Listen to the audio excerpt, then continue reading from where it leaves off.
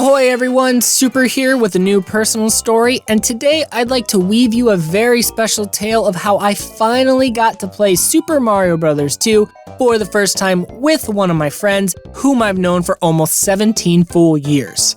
Back in the day when I was a social outcast looking for acceptance either in real life or online, I found a Super Mario RPG fan site called Secrets of the Seven Stars, or SOTSS as we used to call it.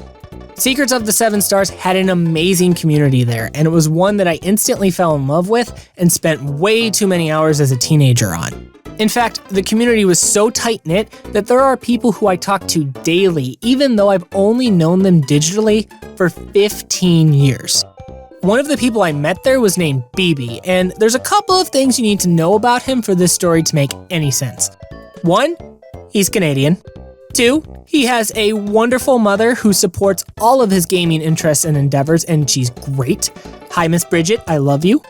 And 3, Baybee loves Super Mario Bros. 2. It's his favorite childhood game, and back in the day when we were all much younger, it was a huge part of his online identity. Guys, we would talk about Super Mario Bros. 2 endlessly on MSN Messenger back in the day. We'd talk about favorite characters to use, which, by the way, the only correct answer here is Peach, though I would also give it to you if you chose Luigi. We'd talk about favorite levels. We'd actually practice legitimate speedruns on our own, and unfortunately, this was at a time before recording equipment was commonplace for games, so we could never actually get footage of it. We would talk endlessly about Birdo. I don't know why. I don't care much for Birdo, but Baybee sure does. It's like his favorite character. So we would talk all the time about Birdo. Everybody in our friend group has some opinion now on Birdo because of everything that was established way back sometime between 2003 and 2010. It was just such a big part of our childhood conversations growing up because Baybee has so much passion for this game. I don't live in Canada, so we never had a chance to play this game together because we were always separated by a large amount of physical distance. You know, the group from Secrets of the Seven Stars actually talked many times about doing meetups as we got older and got into college, but hey, we were never able to pull it off. That's really unfortunate.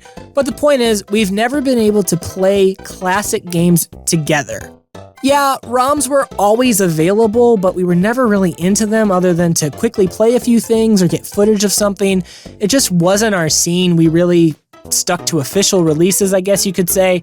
So we never actually attempted to do it that way. But we finally had our chance this year.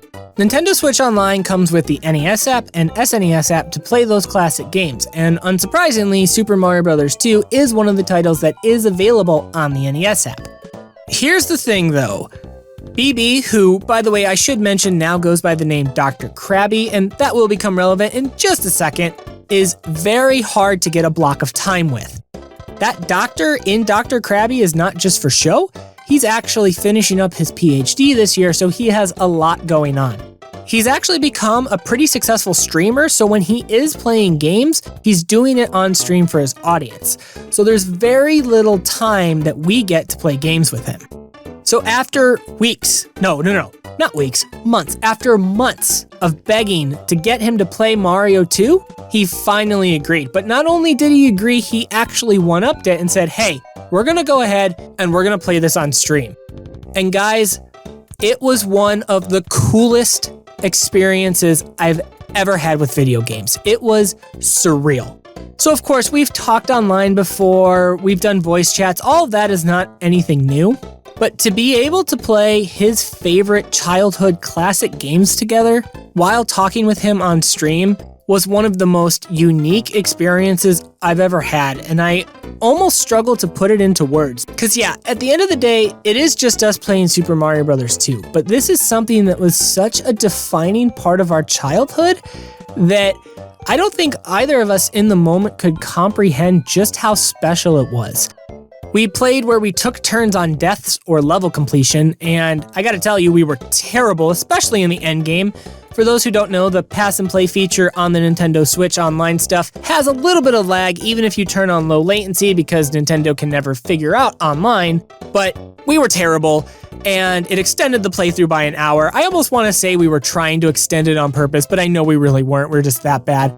To be able to go through the game and play every level start to finish, it really wasn't about the game. It was just about us getting to do something that we had talked about for over 10, 15 years.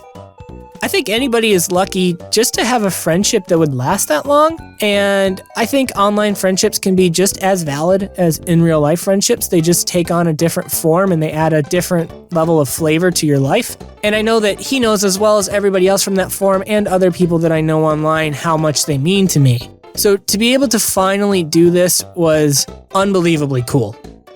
I was super grateful that his chat welcomed me with open arms because let's be real, they're not there to see me, they're there to see him. They've subscribed to him, not me. They don't even know me. And I had a really good time with all of those guys, and it was so well received that we've actually started doing Retro Mario Thursdays.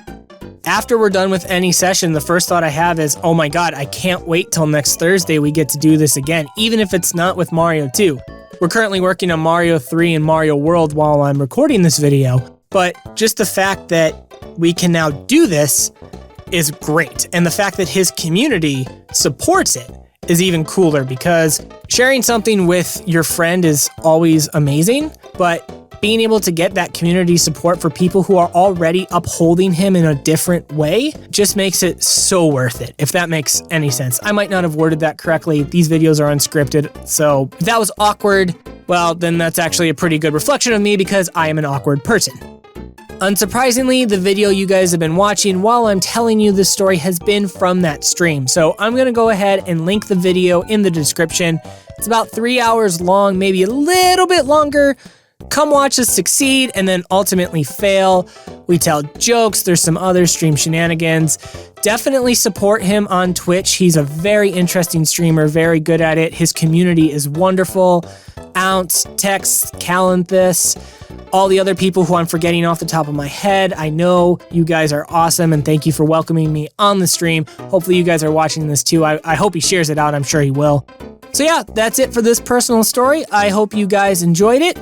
And I just wanted to say one more time, hi Miss Bridget, I hope you're watching this. Your son is doing a wonderful job on Twitch. Thank you so much for watching one of my videos. It means a lot to me that you're here. And if you enjoyed this video, please leave a like on it and subscribe to the channel so we can help it grow. I love making content on game design and Nintendo topics, but I do some other stuff too. I'm on some social media platforms if you'd like to get to know me better, and the links for them will be in the video description. My name is Super, and like me, I hope you'll have the chance to be super today too.